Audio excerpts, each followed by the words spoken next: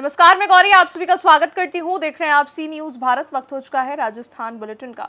Rajasthan bulletin में बात होगी बकानी की। यहां कस्बे में नई थम रहा चोरियों की वारदातों का सिलसिला। साथ ही बात करेंगे धौलपुर की। यहां पुरानी रंजिश के चलते मारपीट का मामला आया सामने। तमाम खबरों पर विस्तार से करते हैं एक बार चर्चा। बकानी कस्बे में नहीं थम रही चोरियों की वारदातें। बता दें, कबाड़ी की दुकान से लाखों की चोरी हुई। वहीं आपराधिक घटनाओं पर अंकुश लगाना जरूरी है।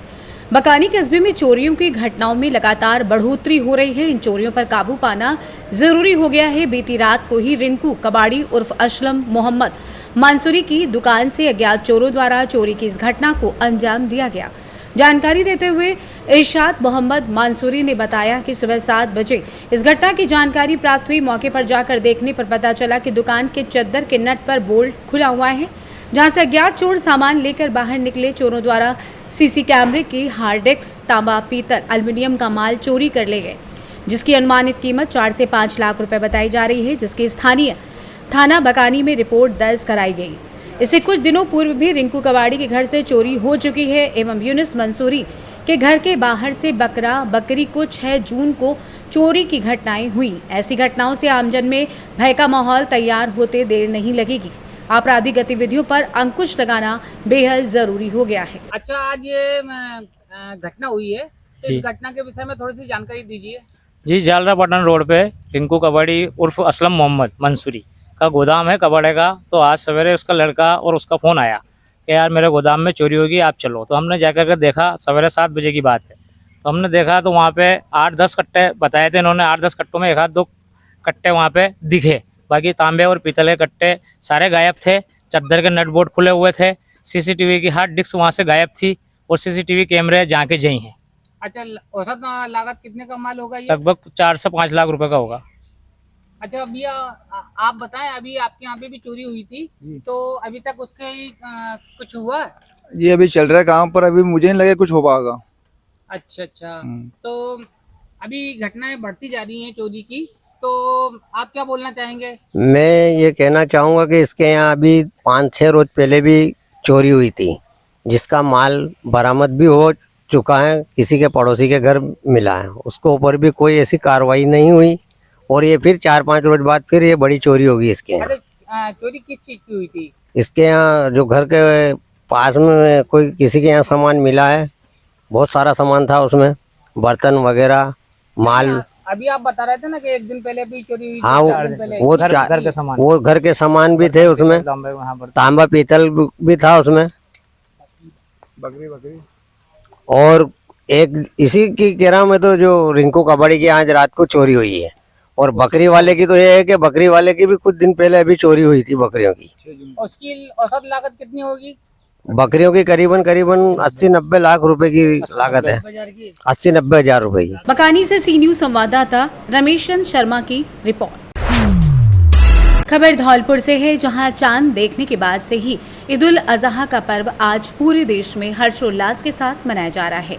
इस दौरान धौलपुर की विभिन्न मस्जिदों में सुबह से लोगों ने पहुंचकर नमाज अता की। वहीं मस्जिदों में हुई नमाज के बाद मुख्य नमाज जीटी रोड स्थित ईदगाह पर हुई। शहर काजी मतीन खां गौरी के नेतृत्व में नमाज पढ़ने के दौरान लोगों ने देश में अमन, शांति और भाईचारे के लिए दुआ मांगी और एक दूसरे को गले लगाकर ईद उल अजहा की बधाई दी। जानकारी के मुताबिक ईद उल फितर के 70 दिन बाद पड़ने वाली इस त्योहार को कुर्बानी के लिए भी जाना जाता है। ऐसी मान्यता है कि हजरत इब्राहिम को ख्वाब में अल्लाह का हुक्म आया कि अपने बेटे को कुर्बान कर दें। अल्लाह के हुक्म की तालीम करते हुए हजरत इब्राहिम ने अपने बेटे को कुर्बान करने की ठानी। कहा जाता है कि कुर्बानी देते वक्त छुरी के नीचे एक मेमना आ गया और हजरत की कुर्बानी पूरी हुई। इसी तरह अल्लाह ने इब्राहिम की कुर्बानी को कबूल कर लिया। तभी से इस त्योहार को मनाने की परंपरा शुरू हो गई। धौलपुर जिले में ईद उल अजहा का त्योहार जगह जगह हुई कुर्बानियों के साथ मनाया गया। त्योहार को लेकर एसपी सुमित मेहराणा के निर्देशन में पुख्ता पुलिस सुरक्षा बंदोबस्त किए गए। शहर में एक और सुरक्षा व्यवस्था के लिए जहां मस्जिदों पर पुलिस बल तैनात किया गया, तो वहीं दूसरी ओर जिले भर में जगह जगह सुरक्षा व्यवस्था के लिए फिक्स पिकेट्स भी लगाए गए। जीटी रोड स्थित ईदगाह पर हुई नमाज के बाद विभिन्न पार्टियों के नेताओं ने पहुंचकर ईद की मुबारकबाद दी। जिला मुख्यालय के अलावा बाड़ी, राजाखेड़ा, बसेड़ी, सैपाऊ, मनिया, मांगरोल, सर, मथुरा समेत ग्रामीण अंचल में भी ईद का त्योहार अमन चैन के साथ मनाया गया। मस्जिदों पर और पुलिस प्रशासन की चाक चौबंद व्यवस्था रही। मुस्लिम समाज के लोगों ने एक दूसरे को गले लगाकर ईद की मुबारकबाद दी। हिंदू एवं अन्य समाज के लोगों ने भी मुस्लिम समाज के लोगों से गले मिलकर देश में अमन, चैन, शांति और भाईचारे की दुआ की। आइए जानते हैं इस विषय में शहर काजी मतीन खान ने आगे और क्या कुछ बताया। हम ईद उल जुहा का त्यौहार मनाने जा रहे हैं। ईद उल जुहा हजरत इब्राहीम अलैहिस्सलाम की सुन्नत और हजरत इस्माईल अलैहिस्सलाम की यजीद यादगार के रूप में मनाया जाता है और इत्ता क़यामत तक मनाया जाता रहेगा। और मैं इस पुरुष मौके पर सभी हिंदू मुस्लिम भाइयों को तहे दिल से इस्तकबाल करता हूं और मुबारकबाद देता हूं। धौलपुर से सी न्यूज़ संवाददाता राकेश अग्रवाल की रिपोर्ट। धौलपुर जिले के बसेड़ी थाना क्षेत्र के बाबूपुरा गांव में रविवार रात्रि को पिता का अंतिम संस्कार कर चबूतरे पर बैठे लोगों पर घात लगाकर आए आधा दर्जन से अधिक बदमाशों ने मारपीट कर फायरिंग कर दी। आरोपियों द्वारा की गई फायरिंग में एक व्यक्ति के पैर में गोली लगी है, वहीं मारपीट में 2 अन्य घायल हुए हैं। तीनों घायलों को नजदीकी बसेड़ी सरकारी अस्पताल में भर्ती कराया गया, लेकिन गंभीर चोट होने की वजह से चिकित्सकों ने जिला अस्पताल रेफर कर दिया है। घायल बृजमोहन सिंह परमार ने बताया कि रविवार शाम को पिता भूप सिंह का देहांत हो गया था। पिता का अंतिम संस्कार कर परिजन और ग्रामीण घर पर लौट आए थे। रात्रि के समय परिवार के सभी सदस्य घर के बाहर चबूतरे पर बैठे हुए थे। इसी दौरान घात लगाकर 2 बाइकों पर आकाश और सचिन अपने साथियों के साथ पहुंच गए। आरोपियों ने लाठी डंडों से ताबड़तोड़ हमले कर दिए। आरोपियों द्वारा जमकर मारपीट की गई। इसके बाद आरोपियों ने फायरिंग भी कर दी। आरोपियों द्वारा की गई फायरिंग की गोली बृजमोहन के पैर में लगी। इसके अलावा आरोपियों द्वारा किए गए हमले में वीरेंद्र परमार एवं 14 साल का किशोर गया।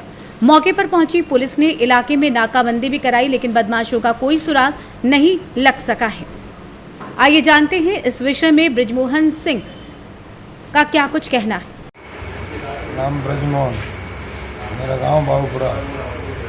कल हमारे पिताजी का देहांत हो गया था। हम दाग लगा के घर पे आ गए। कुछ लोग 2 मोटरसाइकिल 6 लोग गांव की तरफ आए और उन्होंने आकर के दूसरे में मारपीट की और फायरिंग करते आए। भारे गोली लगी, तो पैर में गोली लगी है।